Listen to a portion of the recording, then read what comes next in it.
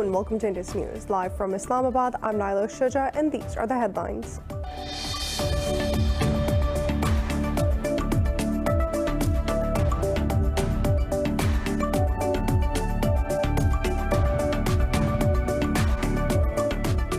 The United States has accused Iran of an outrageous effort to deflect the blame for the impasse in nuclear talks. In a statement, the State Department spokesperson Ned Price denied any agreement had been reached on a prisoner swap.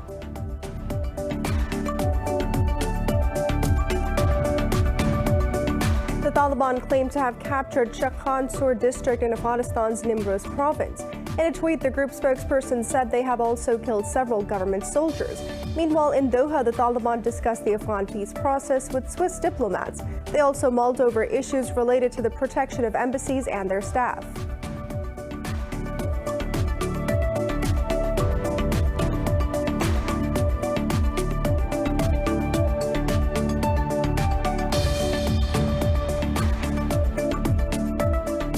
The death toll from freak floods in Western Europe has risen to 183, with hundreds still missing. Police have reported 156 deaths in Germany, while at least 27 people have lost their lives in Belgium.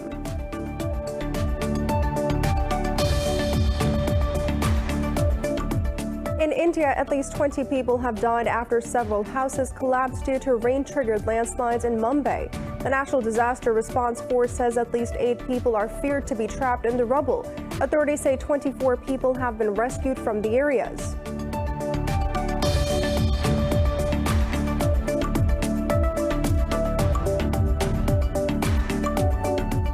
The daily coronavirus deaths in Brazil have declined to 868 after a week of surging. New cases have also fallen from around 57,000 to more than 34,000 in the last 24 hours. Pakistan has reported more than 2,600 new cases and 21 deaths overnight. Globally, the virus has claimed over 4 million lives and infected more than 188 million people. For more news and details, stay tuned. We'll be back after a short break.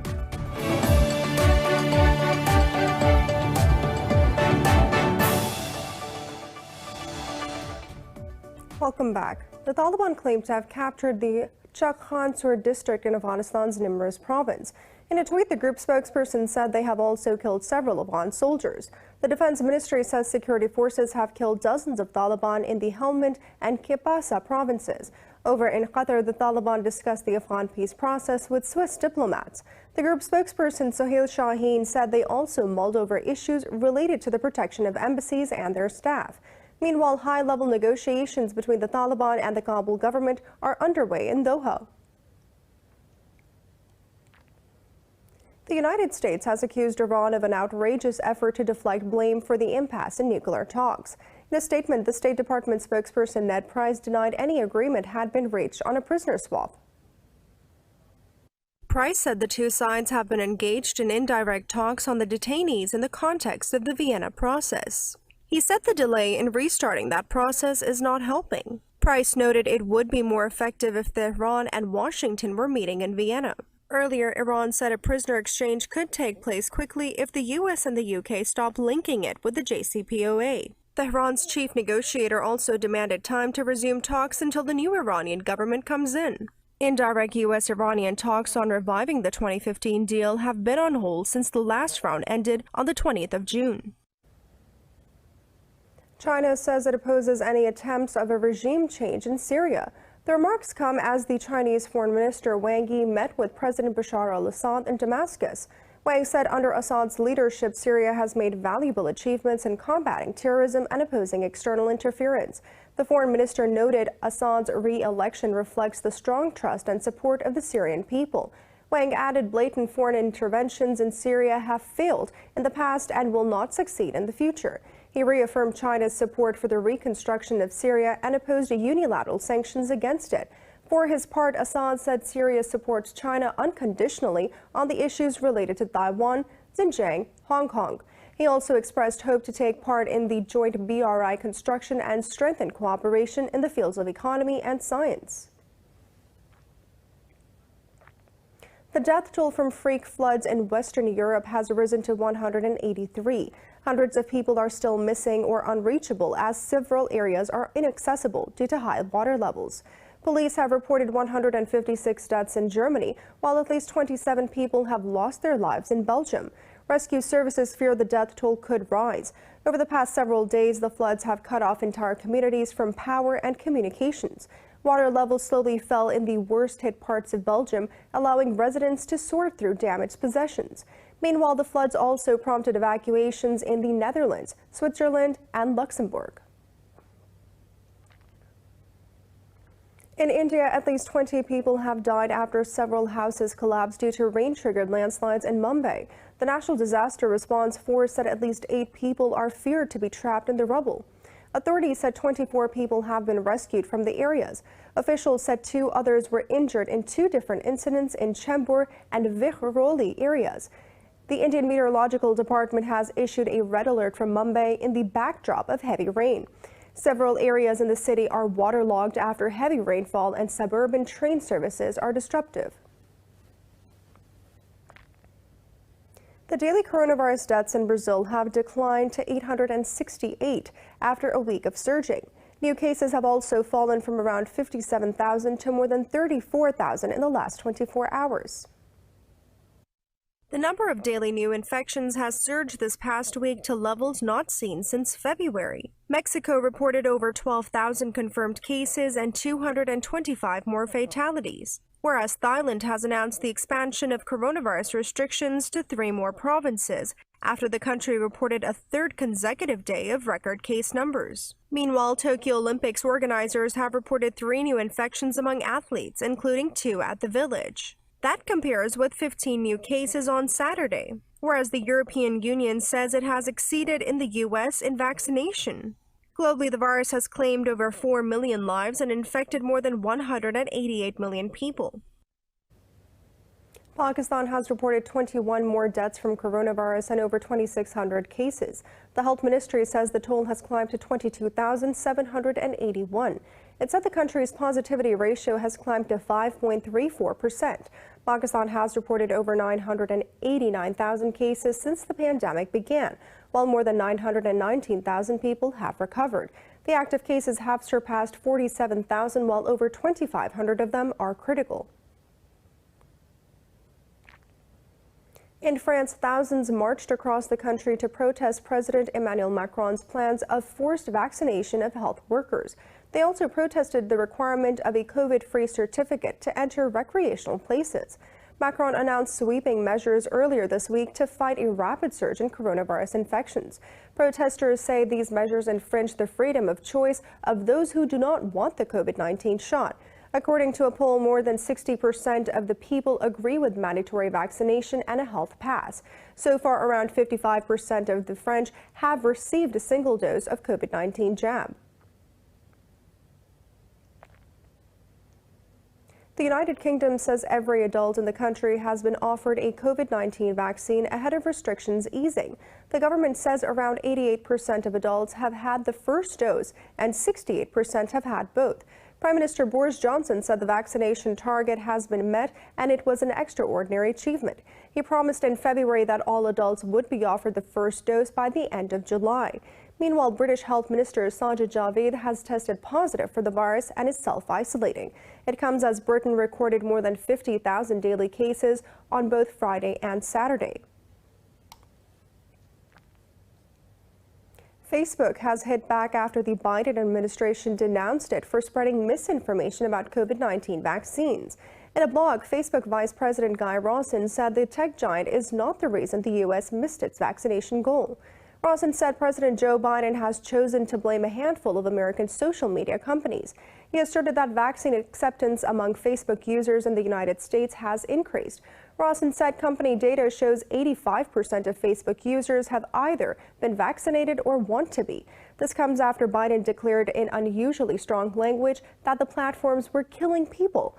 Facebook's response follows a forceful condemnation of the company by Biden when asked on Friday.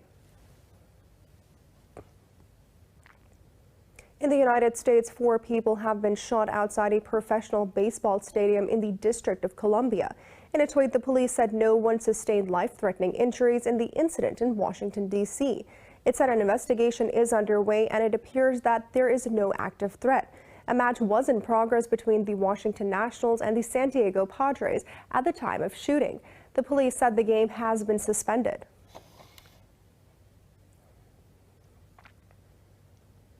In Spain, firefighters have used air tankers to control a wildfire in Costa Brava region.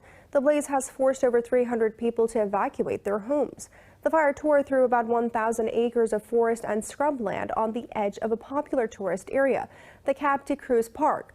Authorities say the fire might have been caused by a discarded cigarette. They say anyone found responsible can face criminal charges, while the Catalan Fire Service says 6 aircraft and 90 fire crews have been deployed. In the United Kingdom, Pakistan Air Force's Pride JF-17 Thunder was the show stealer at the Royal International Air Tattoo 2021. The RIAT 2021 is being held virtually due to the COVID-19 restrictions. JF-17 dazzled spectators with breathtaking maneuvers and daring stunts while demonstrating the PAF's capabilities. The Royal International Air Tattoo is the world's largest military air show, held annually over the third weekend in July. Pakistan Air Force has been participating in the RIAT since 2016. This year, PAF jets are displaying their skills along with 70 other air forces of the world. As the annual Islamic festival of Eid al-Adha approaches, professional groomers in Pakistan spruce up camels to sell them at higher prices. More in this report. With a pair of sharp scissors, an aluminum plate, and a dining room chair, Pakistani camel groomer Ali Hassan snips away at his camel's hair, turning its back into a work of art. With Eid al-Adha just around the corner, he is a busy man. He does this work every year to show off his skills at the country's biggest cattle market in Karachi.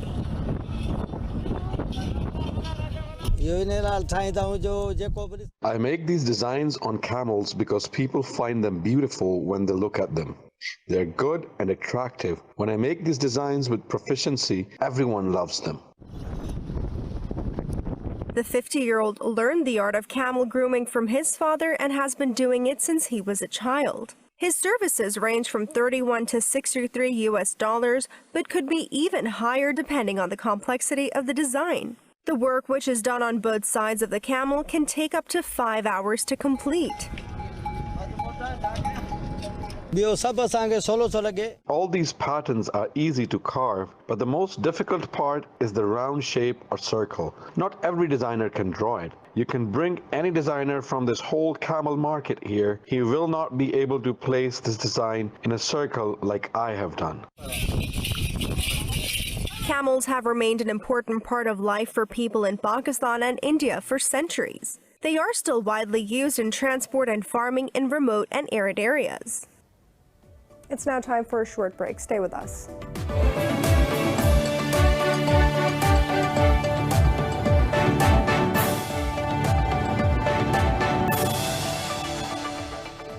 Welcome back. 3 Chinese nationals and 2 Mauritanians have been kidnapped in southwestern Mali. The Malian army says gunmen attacked a construction site near Kawala town and took 5 vans. The army said the attackers also destroyed equipment, including a crane and dump trucks belonging to international firms. In a social media post, it said proceedings are underway against the assailants. Kidnappings in the country are frequent, both of Malayans and foreigners. Earlier on the 8th of April, Sahel's largest jihadist alliance kidnapped French journalist Olivier Dubos in northern Mali. Gunmen have abducted at least 60 people and killed 1 person in Nigeria's northwestern Zamfara state. Police said the abductors attacked 5 villages in the Sinkafi area. Witnesses said bandits escaped into the nearby forest after kidnapping. They said the armed men riding on over 70 motorbikes also destroyed properties. They added the kidnappers fired a rocket that hit the house of a senior district head of the local council. Nigeria is battling an increase in armed robberies and kidnappings for ransom, mainly in the northwestern areas. In Cuba's capital, Havana, thousands attended a government-organized rally to reaffirm their support for the country's revolution. This comes a week after unprecedented anti-government protest rocked the island nation. Cuba's former president Raul Castro was also among the attendees. He promised to continue fighting for the revolution as a foot soldier.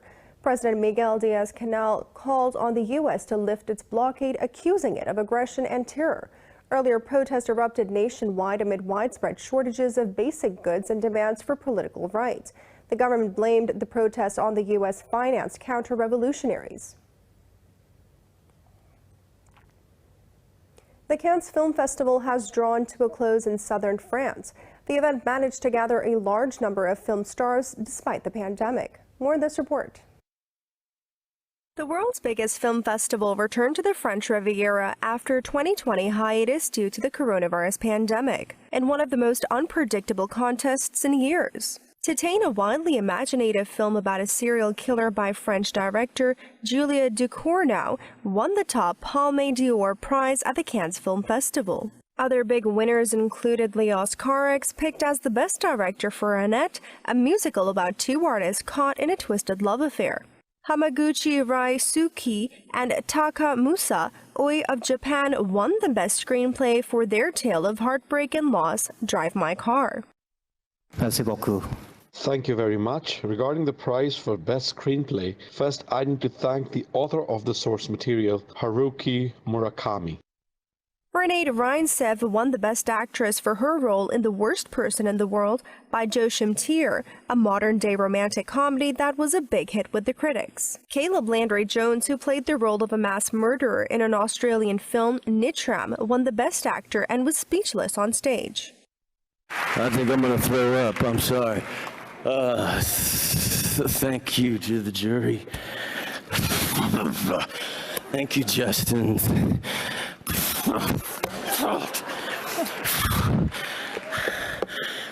I cannot do this. I'm so sorry. I cannot do this. Thank you so much.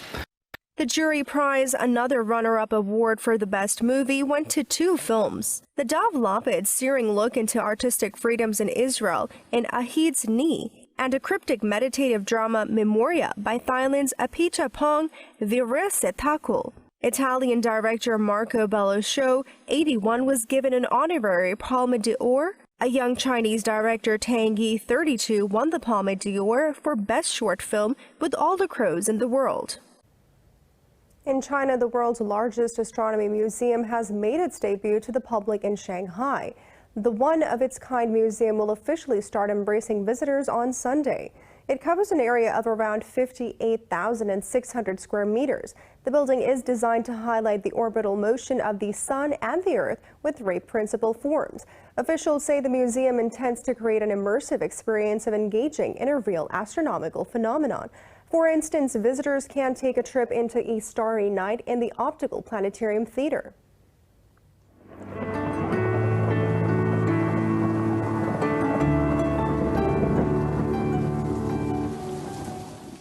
It's now time to take a look at the weather updates from around the world.